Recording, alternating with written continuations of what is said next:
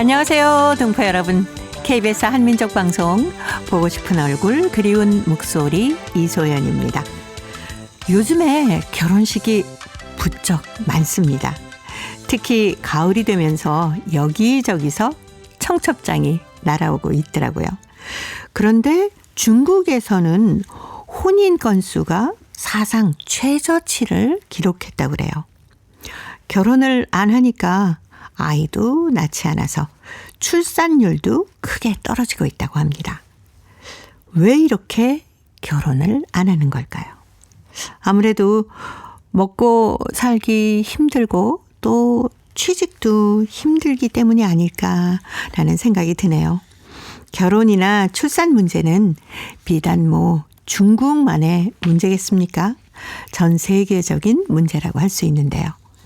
중국 정부는 혼인을 더 쉽게 그리고 이혼은 더 어렵게 할 수 있도록 법 개정까지 추진하고 있다는 소식입니다. 어떻게 해서든 결혼하는 사람들이 더 많아지고 출산율도 높아졌으면 하는 바람입니다. 이적입니다. 다행이다.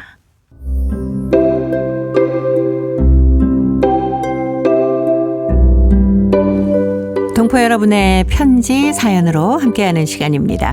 행복우체통 화요일의 편지 손님 홍익대학교 글로벌 경영학과 전춘화 교수님입니다. 어서 오십시오. 안녕하세요.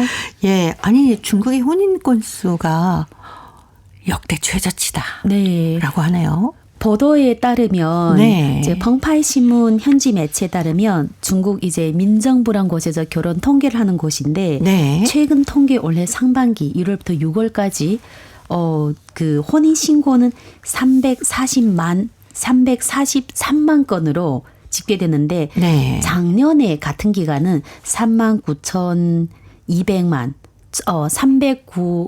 392만 막 걱정되다 보니까 네. 숫자가 막 헷갈리시네요. 392만 8천 건이나 되는데 그냥 1년 사이에 그렇죠. 12.7% 감소된 수치라서 네. 10년 전인 2014년도에는 694만 건이 아이고, 결혼과 거의 비교했을 두 배였네요. 그렇죠. 거의 네. 반 이상 줄어버린 거죠. 그러니까 그 중국 정부에서 너무나 이제 이게 굉장히 심각하다. 그렇습니다. 네. 한국뿐만 아니라 가까운 네. 이 중국도 마찬가지로 젊은 친구들이 결혼을 안 합니다. 사실 연애를 해도 또 심지어 결혼을 공포라고 생각하는 공혼족이 나왔거든요. 그러니까 네. 결혼을 무서워한다. 공혼주라는 이 단어까지 아이고. 유행할 정도로 네. 그러니까 중국의 결혼 풍습 중에서 예를 들어서 자일리 결혼 지참금이란 돈을 이제 결혼의 기본적인 집이랑 차랑 이거 준비 외에도 여자 쪽에 줘야 되는데 남자분들이 부담이 너무 크다 보니까 네. 나는 차라리 연애만 하고 결혼 안 하겠다. 어떤 친구들은 아예 연애도 하지 말자. 혼자 살자. 그러다 보니 네. 더 많은 그 청년들이 숫자가 워낙 많지도 않는 데다가 네. 결혼에 대한 이제 안 좋은 생각을 가지고 있으니까 중국 정부에서 이제 굉장히 안달이 났죠. 그렇겠네요. 네. 네. 근데 요즘에 한국에서 결혼하는 젊은 친구들을 보면은 무슨 결혼 지참금 이런 거 없이 네. 둘이 알아서 자신이 지금까지 그 저축해온 돈으로 네, 맞습니다. 아주 규모 있게 결혼식도 하고 그러던데. 요즘은 사실 작은 중국도 마찬가지 대도시나 네. 좀 도시가 규모가 있는 지역에는 부모님들이 상대적으로 이제 생각이 달라졌죠. 네. 결혼만 해라. 내가 다 해줄게. 이렇게 하는 부모님도 그렇게요. 있고 네. 심지어 이제 지방에 있는 지역도 청년들에게 이제 부모들에게 이제 어떤 그 정책까지 나왔는가 하면 지참금을 적게 하게 되면 어떤 다른 포상이 아니면 이거를 좀 더 지참금 안 받는 거를 네. 굉장히 좋은 전통으로 이제 이 집안이 상당히 괜찮은 집안으로 이렇게까지 진행을 네. 하고 있습니다. 네. 예. 근데 결혼을 해도 아이를 안 낳아서 출산율이 떨어지고 있다고 하네요. 네, 맞아요. 결혼을 하더라도 결혼을 하면 또 이제 사실 집 같은 것도 굉장히 큰 문제잖아요. 네. 그럼 빚 없을 때까지 뭐 하자 아니면 어느 정도 모으자 이러다 보니까 아이를 갖는 그 계획이 네. 결혼 생활 중에서 1년부터 3년까지 뭐 하는 이런 계획 중에 애가 없는 거예요.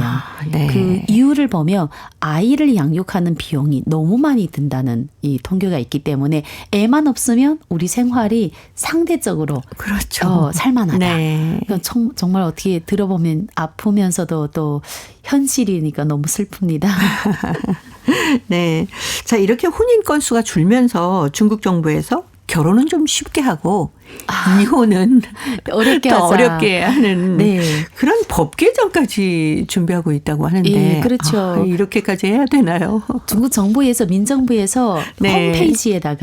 민정부 홈페이지에다가 혼인 등기 조례 개정 초안을 일단 8월 정도에 발표를 했습니다. 네. 개정 초안을. 그래서 공개로 이견을 구한다. 이렇게 그냥 민정부의 사실 이 홈페이지는 사람들이 그렇게 많이 관심 가지까지 않는데 네. 이게 이제 그 개정 초안을 등록하자마자 굉장히 큰 이슈가 됐죠. 그 규정을 보게 되면 옛날에는 이제 결혼을 하게 되면 무조건 호구부 가족관계 증명서를 내야 되고 자기 두 사람 중에 한 분이 있는 호구 있는 지역 가서 민정부에 가 등록을 해야 되거든요. 그런 번거로움이 있습니다. 그럼 내가 예를 들어서 연변 호구다. 근데 제가 사람이 베이징에 있으면 베이징에서 결혼 그 등기를 하는 거 아니라 자기 있는 지역으로 가게 되고 네. 또 호구는 보통 본인이 가지고 있지 않고 가족끼리 같이 묶여 있기 때문에 부모님이 가지고 있는 경우가 많아요. 그거를 달라 하면 부모님이 이제 알죠. 이걸로 뭐 하겠나, 네. 뭐 집 사거나 아니면 결혼하거나. 그래서 어떤 동의를 구해야 되는데 그거를 이제 취소해서 아무 데에서나 신분증으로 할 수 있다. 그런 거는 이제 굉장히 쉬운 거고 대신 이혼을 한다면 네. 30일간 이제 생각하는 시간. 숙려기간. 예, 숙려기간. 이 네. 기간에 누구 한쪽으로 난 이혼하지 원하지 않는다. 이러면 철회가 바로 됩니다. 그래서 굉장히 많은 청년들이 화를 일으키는 그런 조례 초안의 이견을 그런 사건이 된 것 같긴 합니다. 네. 우리가 예전에도 결혼은 해도 후회를 하고 안 해도 후회를 한다라는 얘기를 했었는데 네.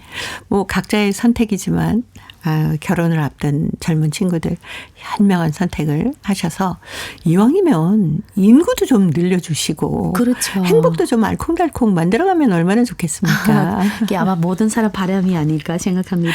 네. 자, 여러분은 어떤 생각을 갖고 계신지 여기에 대해서도 좀 편지 사연 보내주시기 바랍니다. 행복우체통 열어보겠습니다. 오늘 첫 번째 사연이 중국 길림성 연길시 남경희 씨가 보내오신 황혼에 만난 친구들이란 글인데요. 제가 먼저 소개하겠습니다. 난 몇 년 전부터 어릴 적 꿈을 살려 문학 공부를 시작한 문학 애호가다. 우리 시조협회엔 나와 같이 젊었을 때 하고 싶던 문학 공부를 하는 늦깎이 친구들이 꽤 많다. 모두들 늦은 나이에 시작한 공부지만 열심히들 하고 있다. 하루는 시조 쓰기가 힘들어서 그만둘까 고민 중이라고 친구 리명자에게 말하니까 박영옥님의 자서전을 한 책 사주면서 먼저 읽어보란다. 어떤 내용인가 하면서 읽어보았는데 정말로 대단한 분이셨다. 작자는 여러 번의 불행을 다 이겨내면서 글쓰기를 견지했다 한다.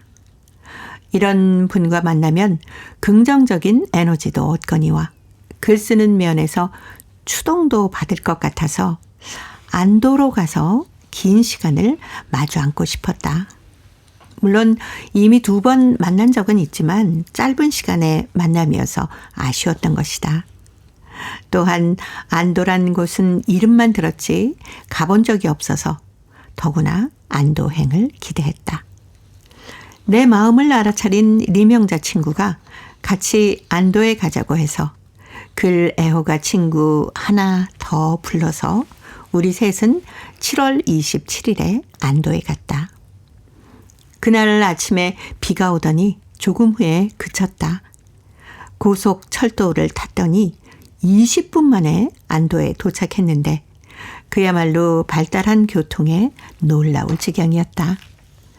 금강산 구경도 식후경이라 우린 먼저 식당에서 푸짐한 반찬에 우정의 맥주잔을 높이 들어 부딪혔다. 속담에 여자 셋이 모이면 장마당이라고 첫 만남인데 별로 낯설다는 느낌이 없이 서로서로 이야기 보따리를 펼쳐 나간 바람에 술자리가 마구 끌어번졌다. 첫사랑 얘기부터 남편 자랑에 다른 사람들의 삶 분석에 열되어 있었다. 그날 박영옥 씨가 우리들의 이야기 속에 글이 될 수 있는 것이 있으니 써보라는 숙제를 주었다. 처음 만난 자리지만 전혀 부담 없는 열린 마음의 자리였다. 넷이 모두 시원시원한 성격에 밝은 사람들이어서 좋았다. 우리 넷은 모두 나이 차이가 별로 많지 않았고 가장 뜻밖인 것은 모두 같은 해 졸업생들이었다. 그래서 또 한바탕 흥분에 젖었었다. 우리는 늦게 만난 것을 후회하면서 맥주잔을 자주 부딪혔다. 앞으로 글도 쓰고 자주 만나는 것으로 여생을 보내자고 한결같이 마음먹기로 했다. 식사 후 안도의 달을 토한다는 토월산 아래서 흐르는 강물 구경을 했었는데 녹음이 짙은 산을 쳐다보면서 유유히 흐르는 강 위에 만들어진 널다리우 정자에 앉아 있노라니 지쳤던 마음도 머리도 시원해졌다. 우리 넷은 가지런히 앉은 자세로 사진도 찍었고 산 경치를 폰에 담기도 했다. 저녁녘이 되자 아쉬운 마음으로 떠나야 했다. 집으로 오는 길에서 다시 한번 다짐했다. 황혼에 만난 친구들이지만 너무 소중하다. 이제 자꾸 만나리라. 라는 글입니다. 아우, 좋으셨겠어요, 남경희 씨. 이렇게 늦음하게 글 친구들과 같이 지내시니까. 네. 예. 특별히 좀 나이가 좀 드시면서 하는 일이 너무 반복되고 그렇게 많지 않을 때는 네. 하루 일상에 이제 밥 먹고 어제 얘기도 하고 하는데 이렇게 취미도 있고 또 이 취미가 발전하는 취미잖아요. 그렇죠. 그러다 보니 이 나이에 또 친구들 만나서 굉장히 재미나는 공부를 하면서 이야기하는 거는 저도 이제 지금 아직 그 나이는 안 됐지만 나는 네. 그 나이 될 때 이런 취미를 가지면 어떻겠을까 하는 그렇죠. 생각이 많이 듭니다. 네. 글쓰기 취미가 참 좋은 것 같더라고요. 그렇죠. 글쓰기를 하려면 독서를 해야 되니까. 네. 그러면 만나도 하는 말을 무궁무진하잖아요. 그렇죠. 생각만 해도 제가 종종 이제 문인협회에 네. 아니면 단톡방에서 사람들이 올린 글을 보면 이 사람 또 이런 좋은 글을 올렸구나 하면서 네. 또 다르게 보게 되고 부럽습니다. 예. 저 우리 동포분들 중에는 뒤늦게 이렇게 글쓰기 공부하면서 모임도 가지시고 서로 작품에 대해서 평도해주고 네. 좋은 분들이 많으신 것 같아요. 거의 제한동포 문인협회 분들은 거의 네. 옛날에는 글을 좋아하다가 한국에 와서 사실 바로 글을 시작하는 게 아니라 자기 이제 생계에 굉장히 많은 고생을 하다가 나중에 여유가 됐을 때 네. 그래서 거의 지금 여기 남경희 선생님 같은 분들이 많으세요. 좀 늦은 나이에 다시 문단에 서서도 작품을 쓰고 친구를 만나고 아마 동포분들이 그런 분들이 많지 않을까 하는 생각 드는데 요즘은 너무 활발해서 네. 정말 다양한 활동을 하고 있습니다. 네, 남경희 씨 시조 공부를 하고 계시다고 하는데 다음 편지에는 직접 쓰신 시조도 한 편 보내주시면 기대 많이 됩니다. 예, 기다리고 있겠습니다. 특히 또 우리 박영옥 선생님은 또 이렇게 문인들을 자주 만나시는 분이거든요. 네. 그분과 만나셨다고 하니까 아마 글쓰기에 많은 도움을 받으실 것 같아요. 아마 도움뿐만 아니라 더 많은 좋은 네. 친구들 만나지 않을까 생각합니다. 예, 바로 이런 친구죠. 진시몬입니다. 보약 같은 친구.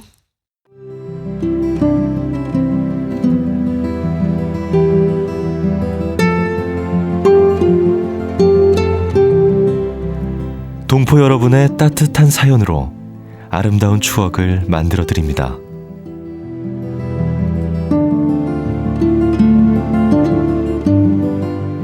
보내실 곳은 대한민국 서울특별시 영등포구 여의공원로 13 KBS 한민족 방송 보고 싶은 얼굴 그리운 목소리 담당자 앞이고요. 인터넷 주소도 알려드립니다. KBS 홈페이지 www.kbs.co.kr에 접속하신 다음 라디오 한민족 방송 보고 싶은 얼굴 그리운 목소리를 순서대로 클릭하신 다음 청취자 참여 코너에 글을 남기시면 됩니다.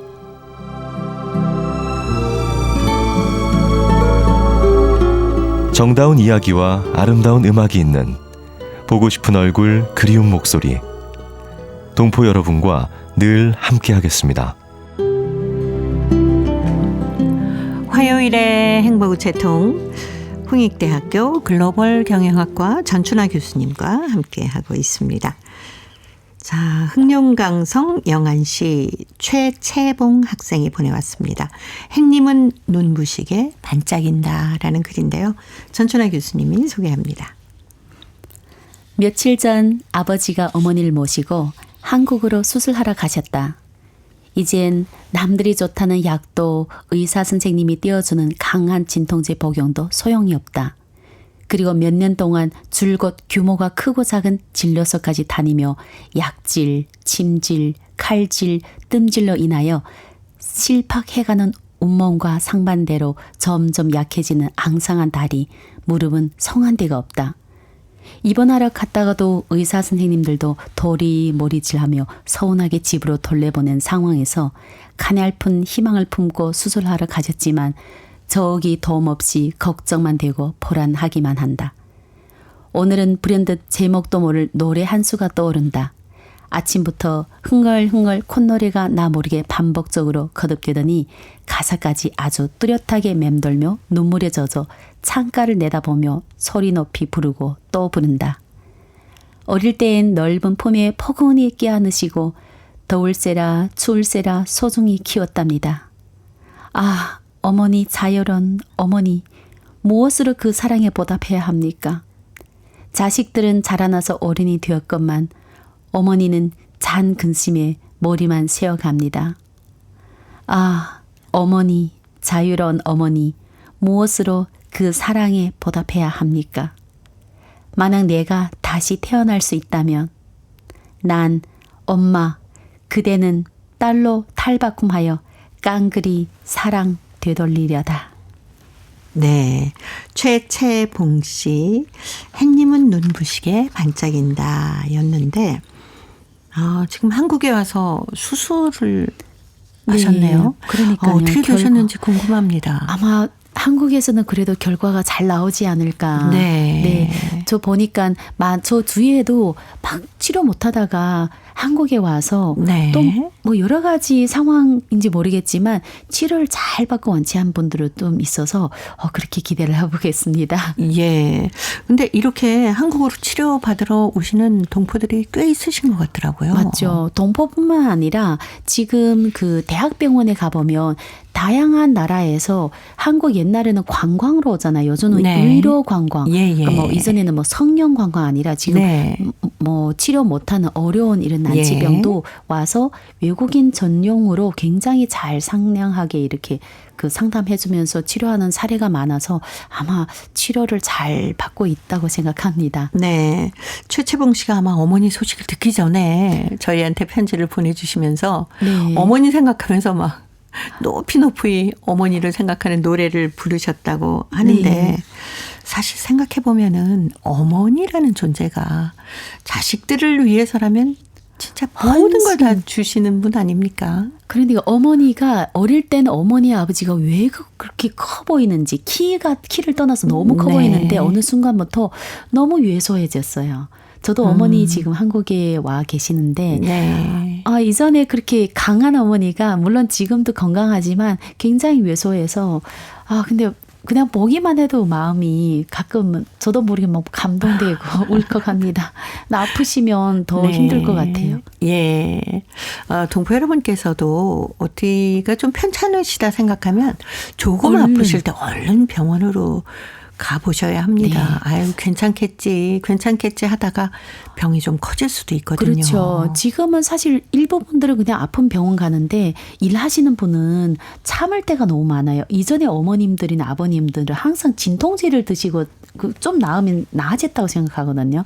그러지 말고 아프면 바로바로 병원으로 가보는 게 제일 현명한 것 같습니다. 네. 그리고 그 주기적으로 건강검진 같은 거 중국에서도 다 하지 않습니까? 근데 이 건강검진도 일반 기관에 있는 그 분들은 강제나 아니면 그냥 자기 알아서 하는데 대부분 분들은 아파야 건강검진을 하는 경우가 네. 많았지 거의 안 하려고 하는 경우야. 그리고 또 건강검진에 대한 그 생각이 뭔가 검진하면 병이 나오니까 그 치료하는 거가 병원에서 일부러 치료한다 이렇게 생각하시는 분들도 좀 있고 아이고. 또 알면 더 귀찮고 무서우니까 모르는 게 네. 낫다 이렇게 생각하시는 분도 있어서 그냥 아프면 그냥 병원에 가시는 게 최상입니다. 그럼요. 가끔 저희 행복우체통에 들어오는 편지 중에 아유, 부모님이 이렇게 많이 아프신 뒤에 병원에 나중에. 가서 네. 진짜 크게 치료를 받으신 경우 네. 사연이 도착하곤 하는데 그거 너무 네, 안타깝죠. 저희 안타까워요. 친척 중 한 번도 의사 선생님 무슨 말씀 하시는가 하면 이게 하루 이틀 아니라 몇 년 동안 상당히 아팠는데 왜 참으셨나 이렇게 물어봤는데 이미 늦었습니다. 그래서 아프면 참지 말아야 됩니다. 네. 자, 아무래도 우리가 살아가는데 건강만큼 중요한 게 있겠습니까? 그래야 또 자녀분들하고 주위의 모든 뭐 친척들, 이웃들하고 오래오래 웃으면서 만나실 수 있잖아요. 네, 건강 예, 제일입니다. 정말 건강이 최고입니다. 조금 아프실 때 얼른 병원을 다녀오시는 게 좋을 것 같으네요. 최채봉 씨, 너무 걱정하지 마세요. 수술 잘 되셨을 겁니다. 저희도 함께 기원해 드리겠습니다. 홍익대 글로벌 경영학과 전춘하 교수님과는 또 다음 주에 뵙겠습니다. 고맙습니다. 감사합니다. KBS 한민족 방송 보고 싶은 얼굴 그리운 목소리 듣고 계십니다. 동포 통신원들과 전화를 연결해서 여러분 계신 곳에 새로운 소식을 전해드립니다. 통신원 리포트인데요. 오늘은 중앙아시아 카자흐스탄 그리고 러시아 살린의 소식 준비했습니다. 먼저 카자흐스탄의 김상욱 통신원 만나보겠습니다. 김상욱 통신원 안녕하세요. 네, 안녕하세요. 카자흐스탄에서는 원전 건설 국민투표를 실시한다고 하는데 이와 관련해서 동포 사회 반응은 어떻습니까? 네, 그렇습니다. 카자흐스탄이 원자력 발전소 건설을 놓고 내달 6일 국민투표를 합니다. 카심 조마르트 토카예프 카자흐스탄 대통령은 10월 6일 원전 건설 국민투표를 한다는 내용의 대통령령을 지난 3일에 발표했습니다. 토카예프 대통령은 전날 의회 연설에서 전 세계 에너지 부족이 심화됨에 따라서 우린 신뢰할 수 있고 환경 친화적인 에너지원이 절실하게 필요하다 하면서 원자력 에너지는 우리 경제의 급속한 성장 수요를 크게 증축할 수 있다라고 말을 했습니다. 카자흐스탄은 전 세계 우라늄 매장량의 12%를 보유하고 있지만요. 22년 기준으로 전 세계 우라늄의 43%를 생산했습니다. 그러니까 세계 최대의 우라늄 상업 생산국입니다. 그래서 우라늄 공급 측면에서 보면 다른 국가에 비해 원전 건설을 준비하는 데 매우 유리하다는 평가를 받고 있습니다. 다만 소련 시절 핵실험장이 있었던 이 카자흐스탄은 핵에 대한 공포증과 함께 정치적 이유로 인해 오랫동안 원전 건설은 논란이 있어 왔습니다. 그래서 지금까지 원전이 없는 국가로 남아있게 된 것이죠. 참고로 1949년부터 1989년까지 당시 소련은 카자흐스탄 북동부에 있는 세미빨라친스크 지역에서 공중 그리고 지상 지하 핵실험을 456회 실시했었습니다. 네, 한편 한국 수력 원자력은요.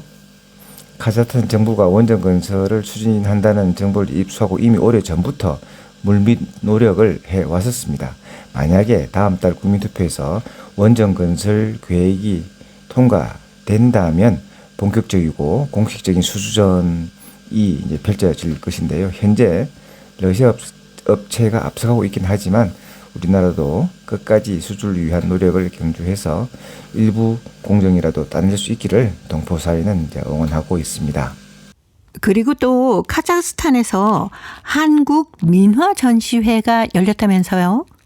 네, 지난 6일 카자흐스탄 알마티에 있는 국립중앙박물관에서 한국의 정물화 책거리라는 제하에 2024년 한국 민화 전시회 개막식이 열렸습니다. 주 알마티 종려상황관과 카자흐스탄 국립중앙박물관이 공동 주최한 이번 전시는 한국 민화학교와 함께 현대 민화작가 40인이 조선시대 책거리의 전통을 현대적으로 재해석한 작품 40점을 선보였습니다. 이날 전시 개막식 행사에는 카리포바 라시다 카자흐스탄 국립중앙박물관장, 그리고 박내천 주알마티 총영사, 김옐레나 고려극장장을 비롯한 많은 동포들도 참석해 전시 개막을 축하해 주었습니다. 개막 축하 행사로 카자흐스탄 전통무용과 한국의 북춤 그리고 부채춤이 공연되었고요. 출품 작가 중에 9명이 직접 현지에 와서 작품 설명을 해 주었습니다. 박내천 주알마티 총영사는 개회식 환영사를 통해서 한국 민화는 한국 고유의 멋과 아름다움을 대표하는 예술로 이번 전시회를 통해 전통과 현대가 아우러진 한국 민화의 특색을 느껴볼 수 있기를 바란다라고 말을 했습니다. 네, 카자흐스탄 소식 김상욱 통신원이었습니다. 소식 잘 들었습니다. 네, 감사합니다. 자, 이어서 러시아 사할린으로 가보겠습니다. 배순신 통신원 만나볼까요? 배순신 통신원, 안녕하세요. 네, 안녕하세요. 반갑습니다. 네, 반갑습니다. 유즈노 사할린스크시에서 라면 축제가 열렸다면서요? 자세한 소식 전해주십시오. 네, 최근 유즈노사할린시 알레야 쇼핑센터 앞마당에서 사할린 한인 유즈노사할린시 한인회와 사할린 한인민원회 공동 주최하에 제3회 라면 축제가 펼쳐졌는데요. 이번 축제는 에트나스 아동예술학교 학생들의 북공연으로 막을 열었는데, 이날 공연에서는 아왈란스, 악엘레체크, 두슬릿 비롯해 다양한 민족의 예술단체들이 참가해 관객들에게 노래, 춤, 음악을 했습니다. 사할린의 유명 음유 시인 한세르게이는 사할린에 대한 노래로 기쁨을 안겨줬으며, 아름다운 한민족 문화 상징인 에트나스 학교 학생들은 우아한 정통 무용과 힙합 댄스 공연으로 관객들의 마음을 사로잡았습니다. 특히 태권도를 비롯해 동양 무술의 사범이 인기가 많았습니다. 예, 아무래도 라면 축제이니만큼 라면 시식이나 다양한 체험 행사도 많았겠네요. 네네, 그럼요. 살포대 오로지 대회, 매운 라면 빨리 먹기 등 관객들이 참여할 수 있는 프로그램이 많았습니다. 라면 축제였어 물론 시식회가 주요 프로그램 중 하나였습니다. 주최 측에 따르면 이번에 시식을 위해 47개 박스가 들어있는 라면을 끓였고 1202인분 이상을 나눴습니다. 라면 종류는 3가지였습니다. 라면 시식 준비에는 12명의 젊은 부부가 나섰고요. 또한 한민족 노래 자랑 대회에는 10명이 참가했는데 우승한 일이나 청년은 생일 축하합니다라는 노래를 무방주로 불러 관객들의 심판으로 대상으로 전기밥솥을 받았습니다. 이날 날씨도 좋았고 동포는 물론 여러 민족 수많은 사람들이 즐거운 시간을 보냈습니다. 네. 자, 오늘 즐거운 사할린의 라면 축제 소식이었습니다. 소식 잘 들었습니다. 네, 감사합니다. 네, 고맙습니다. 유즈노 살린스크시에서 제3회 라면 축제가 펼쳐졌다고 합니다. 이번 축제는요, 에트노스 아동예술학교 학생들의 북공연으로 막을 열어서요, 다양한 민족의 예술단체들이 참가해서 관객들에게 노래와 춤, 음악 연주를 선물했다고 합니다. 특히 태권도 시범이 인기가 많았다고 하고요. 라면 축제인 만큼 다양한 체험 행사도 있었다고 하는데, 쌀포대 오르기 대회, 매운 라면 빨리 먹기, 이런 관객들이 참여할 수 있는 프로그램이 많았다고 합니다. 물론 라면 축제니까 시식회도 중요한 거였겠죠. 47박스의 라면을 끓여서 1200인분 이상을 나눴다고 합니다. 날씨도 좋았고 동포들은 물론이고 함께 참여한 여러 민족의 많은 분들이 아주 즐거운 시간을 보냈다는 사할린의 소식이었습니다. 자, 이제 퀴즈를 통해서 대한민국의 역사와 문화까지 배울 수 있는 퀴즈 한마당 이어드립니다.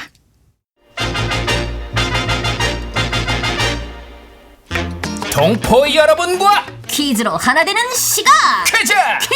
퀴즈 한마당.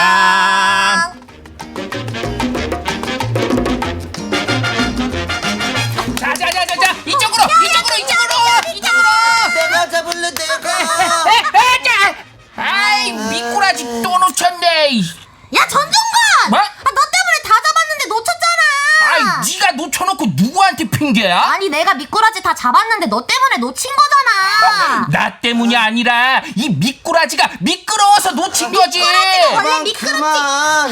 그러다 싸우겠다. 아니, 내가 잡으려고 하면 전종관이 자꾸 방해하잖아. 아이 방해한 게 아니라 미꾸라지 잡으려고 그런 거라니까. 싸우지 말고. 이번에는 예진이하고 내가 몰 테니까 종건이가 잡아. 전종관, 너 못 잡기만 해봐. 내가 100% 잡는다 100% 진짜. 자 간다. 자자자자. 오놈의 미꾸라지가 또 빠져나갔어. 잡았다. 야, 전종관 놓친 거 내가 잡았다.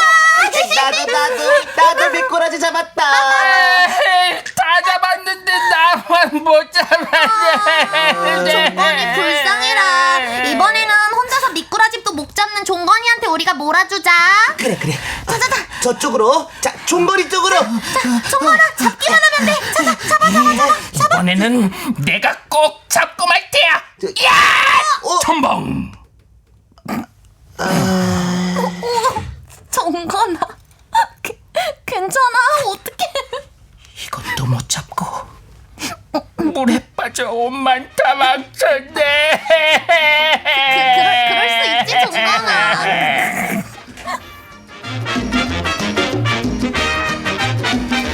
친구들끼리 미꾸라지를 잡았는데 못 잡은 친구도 있었지만 힘을 합치니까 잡았네요. 네, 미꾸라지가 미끄러워서 잡기가 힘들거든요.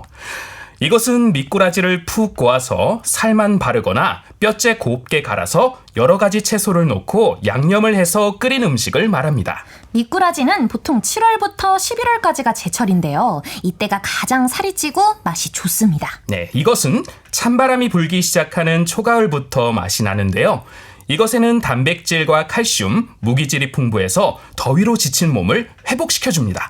지난 22일이 절기상 추분이었는데요.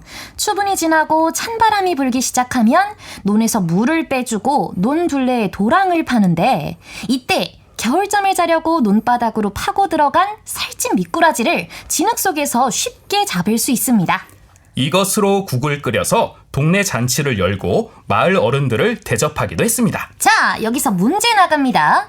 미꾸라지를 넣고 탕으로 끓여서 먹는 국을 말하는데요. 추분 즈음에 먹는 음식입니다. 이것은 어떤 음식일까요? 자, 보기 드립니다. 1번, 목욕탕, 2번, 탕 후루 탕후루 3번. 추어탕. 정답을 보내주신 분 가운데 일주일에 한 분 추첨해서 소정의 상금이나 상품을 보내드립니다. 퀴즈 한마당 지금까지 성우 전종건 주예진, 정상일이었습니다. 감사합니다. 안녕. 탕 후루 탕 후루루루. 저희 집에서도 어릴 때요. 찬바람이 나면은 할머니가 시장에서 미꾸라지를 사다가 이거를 꼭 끓여 주셨습니다. 아마 제가 건강한 게 어릴 때부터 이거 잘 먹어서 아닐까 싶기도 합니다. 그래서 저는 몸이 좀 찌뿌둥하고 안 좋을 때는 이걸 먹거든요. 요즘에는 미꾸라지 사다가 집에서 끓여 먹는 분들은 거의 없고요. 대부분이 사서 먹습니다. 동포 여러분들도 이거 드시는지 궁금합니다. 이것에 얽힌 추억이나 나만의 보양식이 있으면 행복우체통으로 보내주세요. 보양식 만드는 방법까지 자세히 적어주시면 방송 들으시는 분 모두가 건강해질 수 있겠죠. 정답은 KBS 홈페이지에 접속하신 다음에 라디오 한민족 방송 보고 싶은 얼굴 그리운 목소리를 순서대로 누르시면은 청취자 참여란이 있습니다. 여기에 정답 적어주시고 행복우체통에 사연도 많이 보내주세요. KBS 콩으로 정답을 많이 남기시는데 이때는 잊지 마시고요. 연락 가능한 전화번호 남겨주시기 바랍니다. 여러분의 많은 참여 기다리고 있습니다.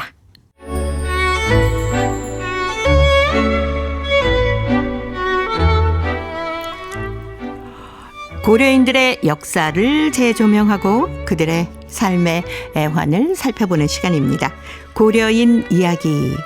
사단법인 고려인 마을 역사유물전시관의 김병학 관장님 전화로 만나보겠습니다. 관장님 안녕하세요. 예, 안녕하십니까. 요즘 바쁘시죠? 이 한인 이주 160주년 행사 준비하고 계셔서 바쁘실 것 같은데요. 예, 그렇죠. 올해가 고려인이 해외로 네. 연해지로 이주한 지가 지금 160주년. 물론 이주한 것은 1863년 12월이니까 161주년이지만 네. 이제 이듬해에 이제 보고가 황실에 되고 이렇게 한 해를 맞춰가지고 1864년을 이주 원년으로 삼아서 네. 기념하기 때문에 올해는 지금 160주년이고요. 올해 초에 고려인 이주 160주년 기념사업 추진위원회가 발족해가지고 굉장히 지금 다양한 행사를 해오고 있습니다. 요즘은 이제 우리 전국 4개 지역에서 학술 포럼, 기념 학술 포럼을 지금 진행하는 중이고요. 그래서 네. 뭐 제가 고려인 관련 어떻게 하다 보니까 저도 또 같이 좀 일은 좀 바쁘네요. 네, 관장님께서 많이 도와주셔야 행사가 풍성해지지 않을까 생각됩니다. 아이고, 그러면 좋겠습니다만 얼마나 도움이 될지는 모르겠습니다. 예. 네, 저희가 이 시간에 고려인 2세대 작가들에 대해서 알아보고 있는데 리진, 한진, 허진 작가 얘기를 했습니다. 그래서 삼진 이렇게 부르는데 허진 작가 얘기를 좀 들려주세요. 예, 제가 전에 허진, 리진, 한진 네. 이 3진에 대해서 제가 말씀을 드린 것 같습니다. 이분들은 북한의 국비 유학생으로 모스크바에 있는 전연맹 영화대학교 시나리오과에 이렇게 다니던 중에 네. 1957년에 이 허진이 주동을 해서 이제 망명운동을 했죠. 그래서 북한의 김일성 개인 숭배 또 개인 독재를 반대하고 이것에 반대해서 이들이 소련에 망명 신청을 해가지고 받아들여졌는데 그때 망명했던 10여 명 정도를 가장 먼저 이끈 분이 허진이고 이분의 네. 본명은 허웅대입니다. 이분은 허웅대인데 이분은 가족이 또 참 특이해요. 이분의 할아버지가 그 유명한 왕산 허위장군. 네. 그러니까 이분이 1905년 이 고종 승하 후에 13도 창의군을 만들어가지고 군사장으로 활약을 하다가 일본군에 붙잡혀가지고 1908년에 10월 21일에 서대문 형무소에서 제1호 사형수로 순국을 하셨던 분입니다. 그런데 네. 가족이 이렇게 순국하고 그 일본에 어떻게 압박을 받게 되니까 더 살 수가 없어서 그 자식들이 만주로 망명을 했죠. 그래서 네. 이 왕산 허위장군의 셋째 아들이 허준인데 이 허준의 둘째 아들이 허웅대입니다. 이제 맏아들은 허광대고 그런데 이분들은 만주에서도 항일 독립운동을 꾸준히 해오다가 네. 해방돼가지고 들어오셨던 분인데 이렇게 독립운동가의 자손인데 이분은 북한에서 해방 후에 활동을 하다가 모스크바로 유학을 가서 북한의 이 개인 우상화 이런 것을 보면서 이제 환멸을 느꼈고, 또 이분은 당시에 중국 만주에서 들어갔기 때문에 연안파로 분류돼서 가족들이 이렇게 숙청을 당하고 그런 피해를 봤어요. 그래서 더 이상 이건 안 되겠다. 그래서 자유로운 사회를 위해서 이번 망명을 결심해서 소련에 남아서 그 당시에 고려인 사회를 마지막까지 아주 이끌었던 분입니다. 예. 허위 장군의 친손자였다는 거는 오늘 처음 알았습니다. 사실은요. 네. 망명 동료들도 초기에는 몰랐습니다. 왜 그러냐면 네.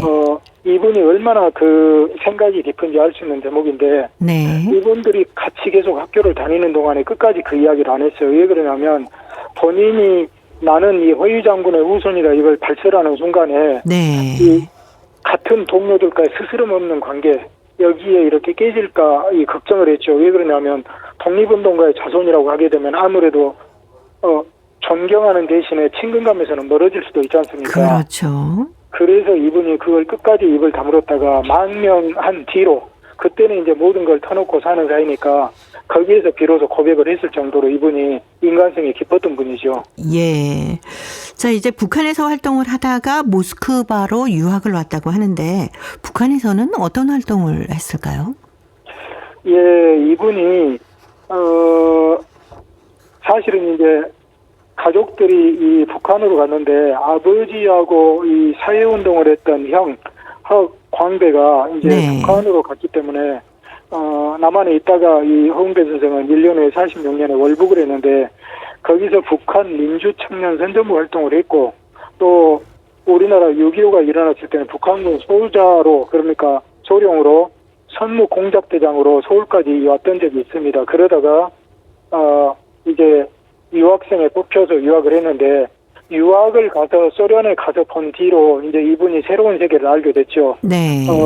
6.25 전쟁이나 이런 것들이 다 이 북침이라고만 알고 있었는데 이게 남침이었고, 이런 여러 가지 실상을 알게 되고, 또 그분의 가족들이 독립운동가였는데 연안파로 몰려서 숙청되고 이런 걸 보면서 네. 이런 체제에서는 살 수 없다는 것, 그리고 무엇이 역사적 진실이고 이게 아닌지를 이분이 비로소 이제 정확히 깨닫게 된 거죠. 예.